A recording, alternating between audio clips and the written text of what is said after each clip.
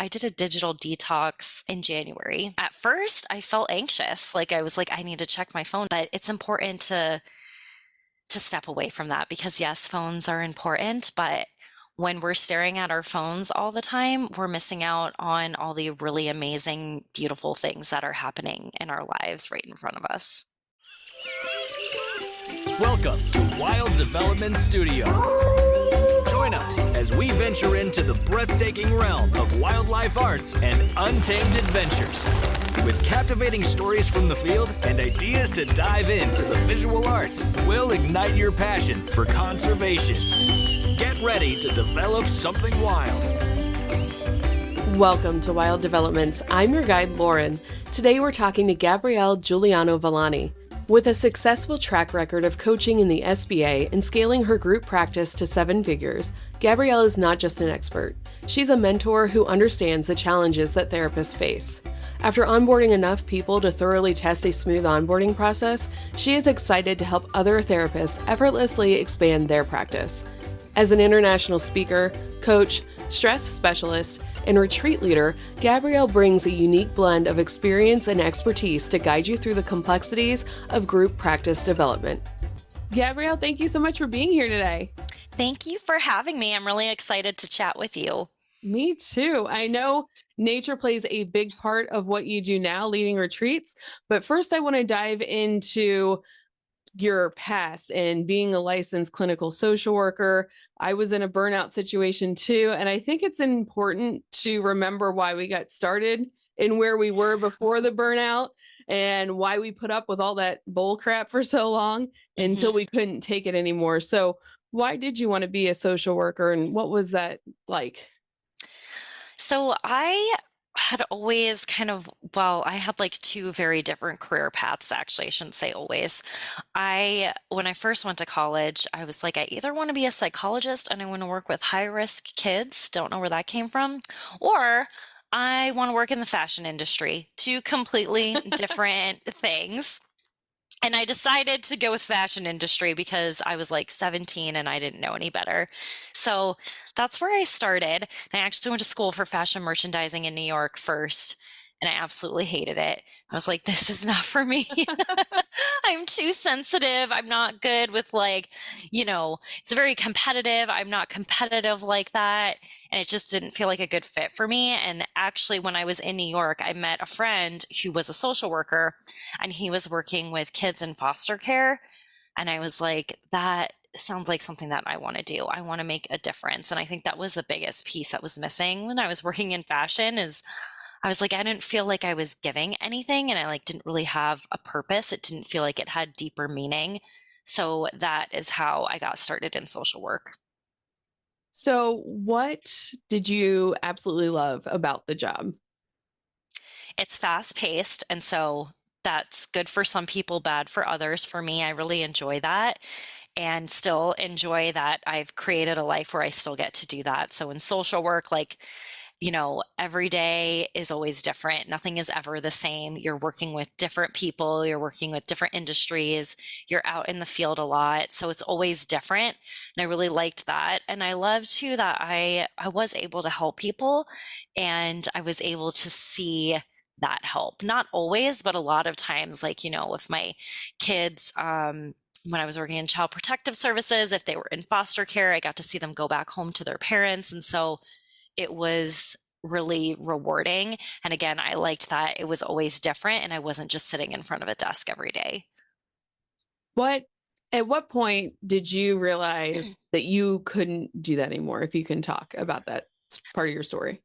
Yeah. So there were 2 times where this happened. And the first was when I was working in child protective services. I'd been there for almost 3 years, which in that field is very seasoned because most people don't last that long because it is very high stress and high strung. And I kept hanging on because I didn't want to leave the kids on my caseload and the families on my caseload. And that environment was pretty toxic also. And they were, using that to hang over my head too. Like, if you leave, who's going to take care of these kids? And your families love you and your clients love you. But I was working 70, 80 hours a week. I was sick. I was having nightmares. I had a very, very, very high acuity caseload. So I had a lot of really difficult, complex cases. And I kept hanging on. And then this was in like 2015, I think. My supervisor, who had been there for 25 years, quit with no notice. And I was like, oh shit. And then it actually gave me the push because I was like, if she can leave, then I can leave too and I can find something different. So I did. And then I moved on to working as a care manager for an insurance company, which I actually really loved, but they were doing some layoffs and I knew that our team was next. So that's when I moved into private practice, which I also loved because I was working for myself. And because of the clients that I was working with, I got really full really quickly because of my niche. So I thought, well, like, what do I do now? And actually, one of my Zumba students who was an OT said, why don't you hire somebody? It's a great way to scale your business. You can just become a group practice. And I was like, okay, I don't know how to do that, but I'll figure it out. And I did. And I hired one person and that went well and she got full. So I hired another. And then before I knew it in 2021, I had 15 people working for me. And I was super, super burnt out because I never had done any of the internal work that I should have done beforehand about people pleasing and setting clear boundaries. And it all just kind of came to a head. So in 2021, I sold my group practice and I completely pivoted. And now I do things that are more in line with my own purpose and vision, which is retreats and consulting and coaching. So it almost sounds like you went through burnout a couple times. Yeah, for sure. Definitely. And I keep finding myself in what age are you? I'm going to be 37 next week. Okay, because I'm 42. So maybe it's just our generation where we push Yeah. ourselves to that point of exhaustion and burnout. How can you recognize in yourself when you're getting to that point of burnout? That's a great question. And I also agree with you. I think that Gen Z has it a little bit more figured out than our generation did. And there's definitely, I think, a message for our generation about hustling and what success should look like and what we're supposed to be doing. So good for you, Gen Z, that you don't have to deal with that, hopefully. But we're learning as we go. Yeah. And I think, burnout, a lot of people use that term interchangeably with stress, and it's actually different.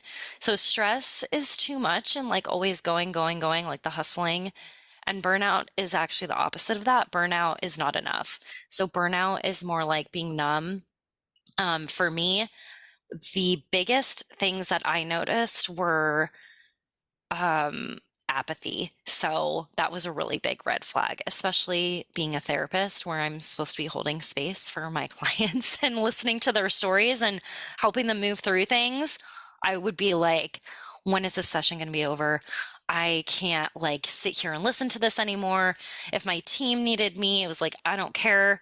I hate being needed. Like, I can't reply to you right now. Like, everything just felt really overwhelming and like too much. And so the apathy was the biggest red flag. And then I also think just like irritability in my mood too. That was another big red flag. And just noticing that like I was always angry, I was always in a bad mood. I was snippy at everybody around me. I couldn't be compassionate to anyone.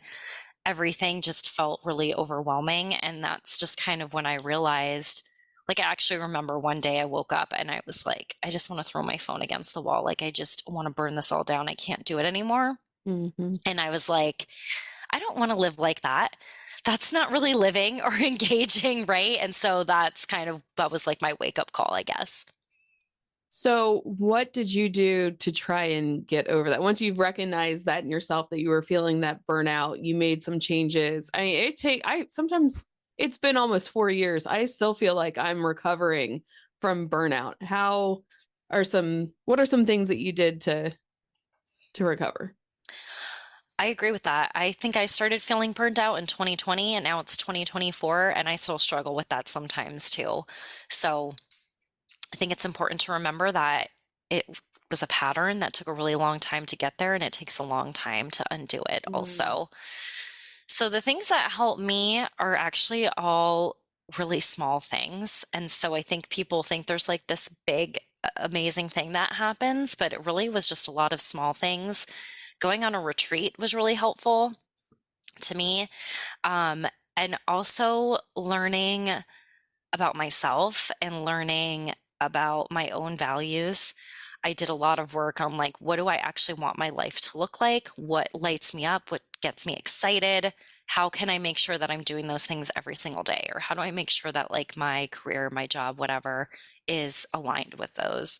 And those are the really big things. And every day that just really looks like pausing, checking in with myself, making sure that if somebody asked me to do something, I was always a person that would say yes, even if it was too much. And so now I know I need to pause. Like, is that okay? Is that something that I really want to do? Or am I having a response that's telling me maybe that's not really what you like or what's in line with you? Or maybe it's on a day where I'm already doing too much and I know that I have to be very intentional about my own energy levels. And so if I am recording a podcast with you, I'm not going to record a podcast with somebody else on the same day because I know that I have to be very present and I have to give a lot of myself here and I want to do that. Therefore, I'm not going to book a bunch of other things where I have to do that in the same day.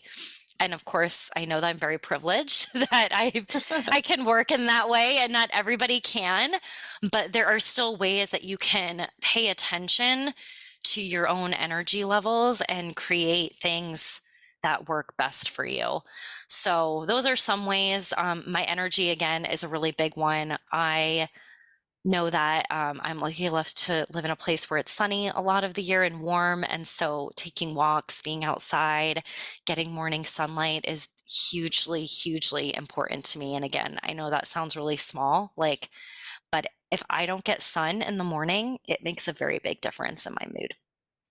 I absolutely agree with that. Our cell phones, like, Oh, how yeah. do you take a moment to check in with yourself? Because we all have these stupid rectangular devices that are always beeping at us, telling us, no, pay attention to me when we really need Yep. to pay attention to ourselves.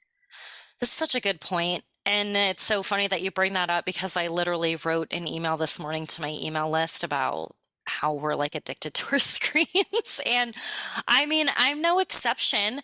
A lot of my business comes from social media, and I run Facebook groups and I have to post on Instagram and all the things that we have to do. And I think it's important to, again, pay attention to that. But also, I did a digital detox in January. And I did one last January too, and I should probably do it way more often than that. But at first I felt anxious. Like I was like, I need to check my phone and I need to make sure that like nobody commented on this post or nobody asked me this or that, or what's the next thing that's going on? I need to check my email. And I think I felt like that like the first day or two, and then it kind of subsided and it felt really good to be away from my phone. So phones, yes, they are important. We need them.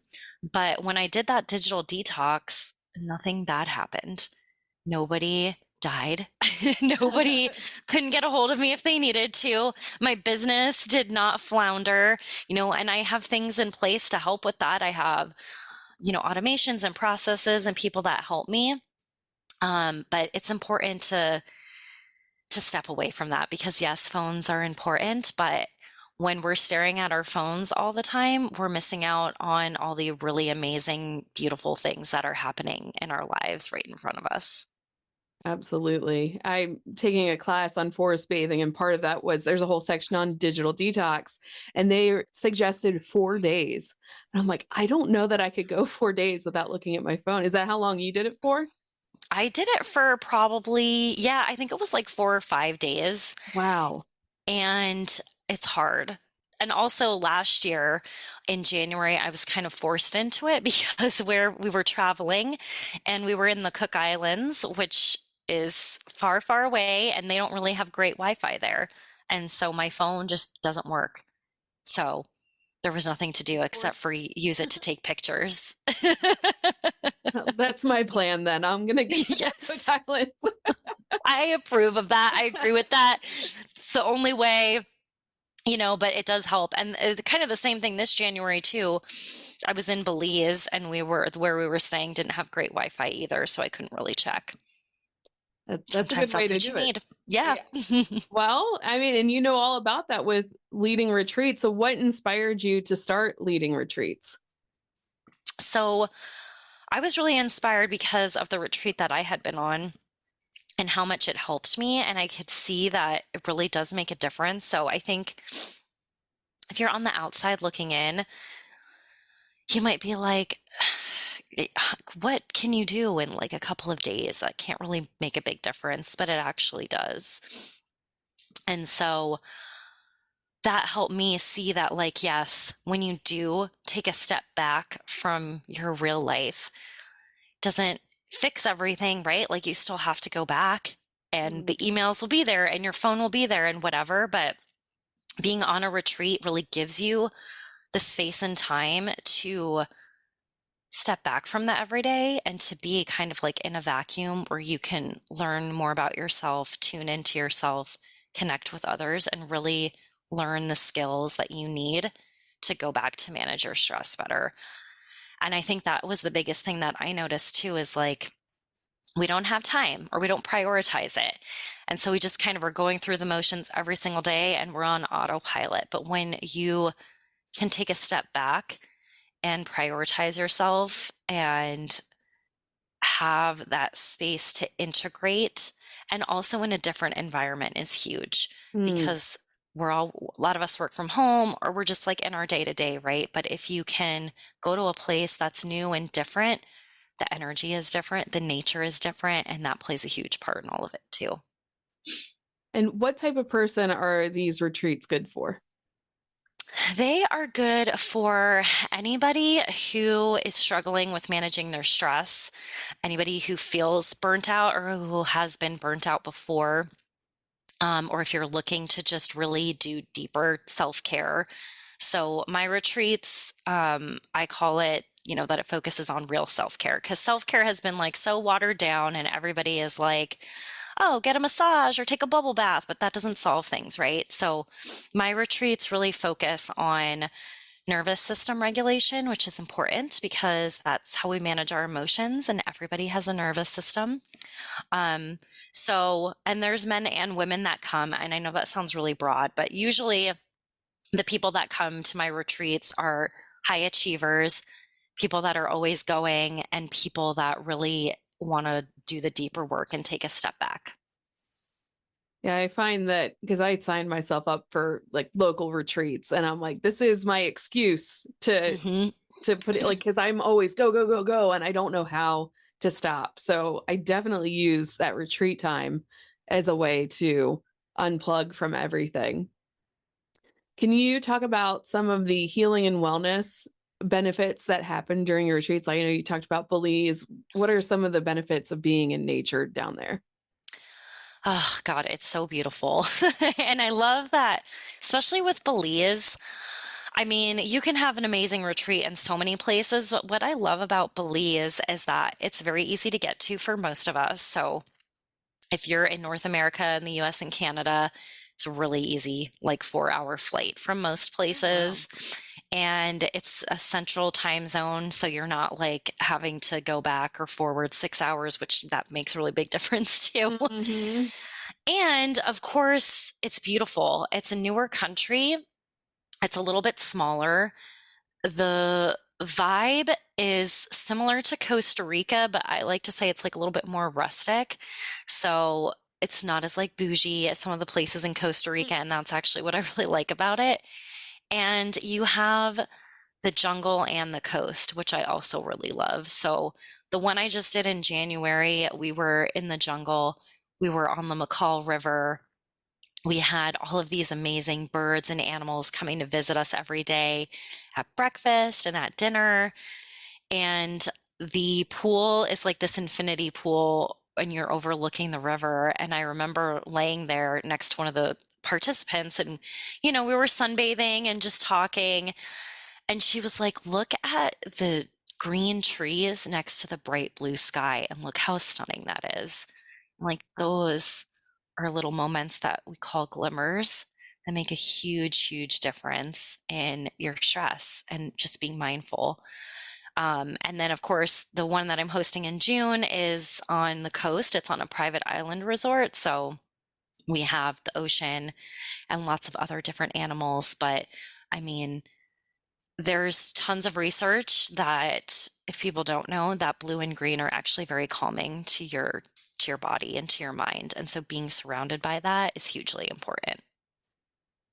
What are some of the other activities that you guys do on these retreats?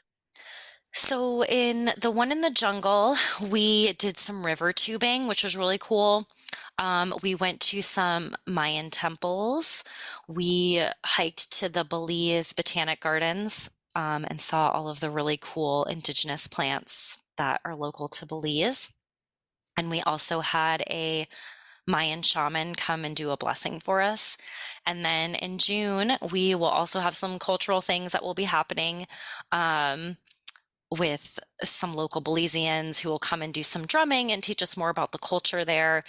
And we'll also be snorkeling to the reef. So there's a barrier reef in Belize that's the biggest one in the northern hemisphere. So we'll be snorkeling there.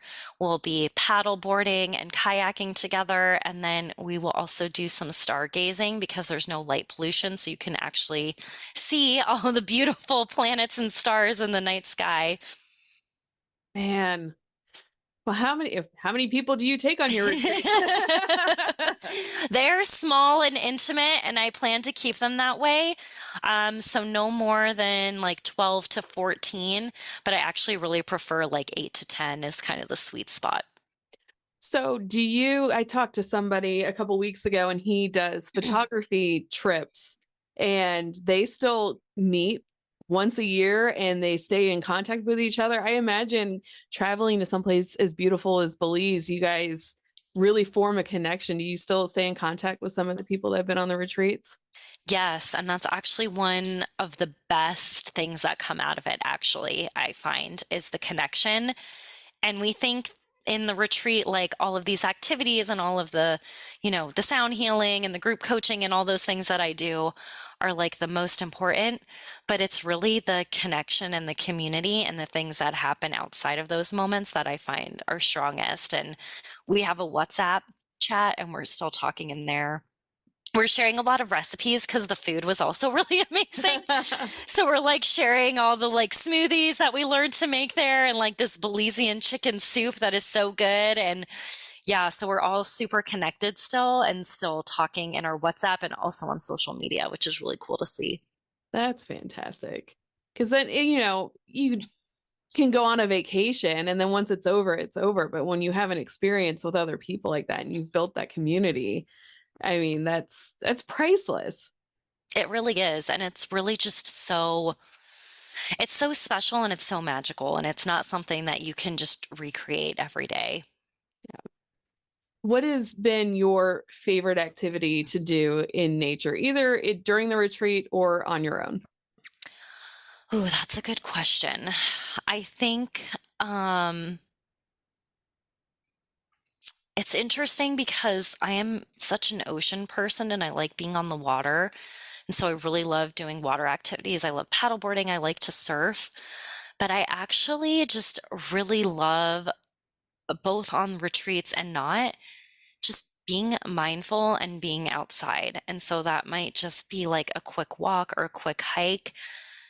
But, and when I say mindful, I mean like being totally present and like taking time and space to not be on my phone and to notice what's happening around me. Is the sun shining? Am I hearing birds?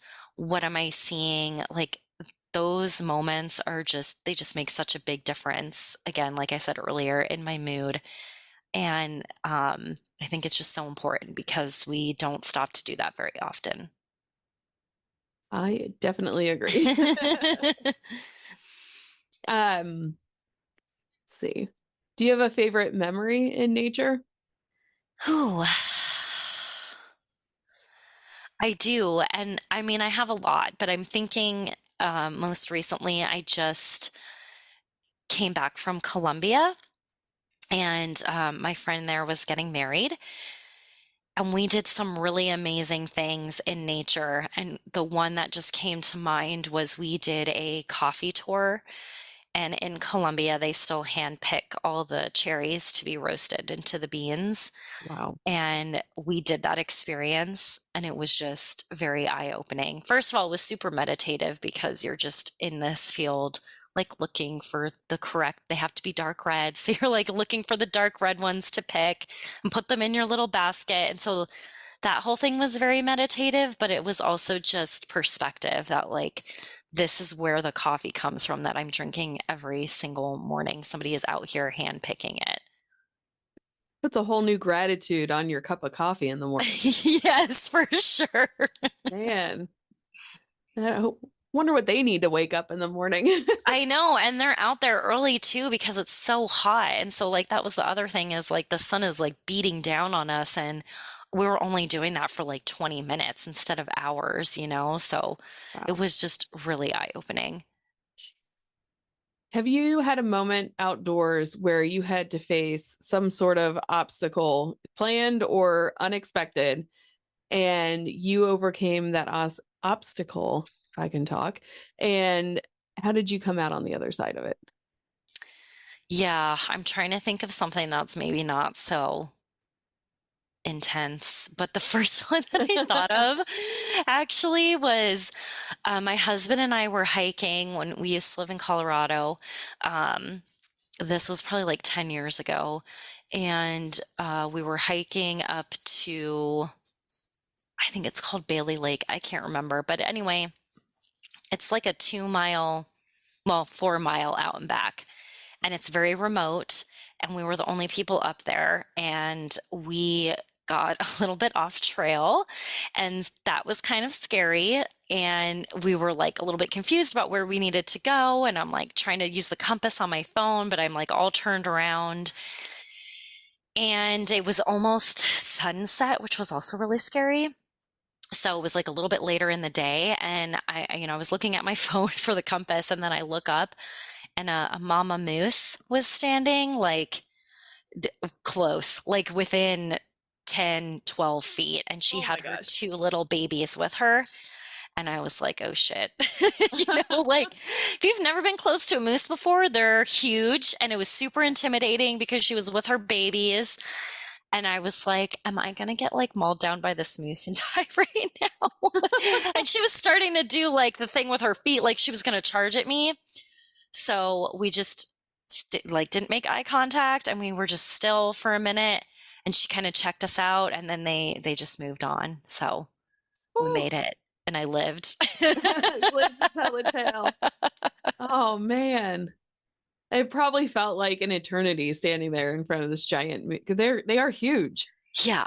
I mean, again, it was like incredible to see that up close in nature, but it was terrifying. And I think it was maybe like less than a minute, but it felt like an hour.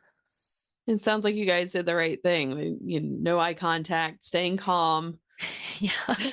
Which was terrifying because, again, you know all these things, but when you're in the moment, right, you're like, oh my God, what do I do? I forgot. But we And were it's safe. incredible that something so big can just kind of sneak up on you like that too. That's the other thing is like we didn't hear her at all. And all of a sudden she's right in front of me. So Whew. Wow. I'm glad you made it out okay. me too. We are almost out of time. Can you let people know how they can find you and how they can sign up for your retreats? Yeah, I'm pretty easy to find because of my super long, unique last name. So my website is just my name with no hyphen. It's GabrielleJuliano-Villani.com. And that's the same on LinkedIn, Facebook, YouTube, and TikTok. And then on Instagram, I'm at GJV Consulting. Very good. And I'll make sure to tag all those places in the show notes. So somebody can, if they want to do a retreat with you, they can hop on and connect with you there. And before we go, do you have one tip for somebody that would like to connect or maybe reconnect with nature? I think my tip would be to start small. So I think sometimes, when we get out of practice with things, it feels really overwhelming to add something. So even if you just go outside for 30 seconds, or even though I know we're talking about phones and how bad they are, however, if that's all that you can manage, even just looking at a picture on your phone of nature is a really fast way to practice mindfulness and reset your nervous system and come back to a place where you can be really grounded and compassionate. That is a great tip. Thank you so much for being on the show today. Thank you for having me. And until next time, get outside and see what develops. Thanks for joining Wild Development Studio. We hope this exploration into the world of wildlife arts and adventure has sparked a desire to get outside and connect with something wild. If you have an adventure that's awe-inspiring, don't hesitate to share. Click the link in the description to submit your story to have it featured on our show or be a guest.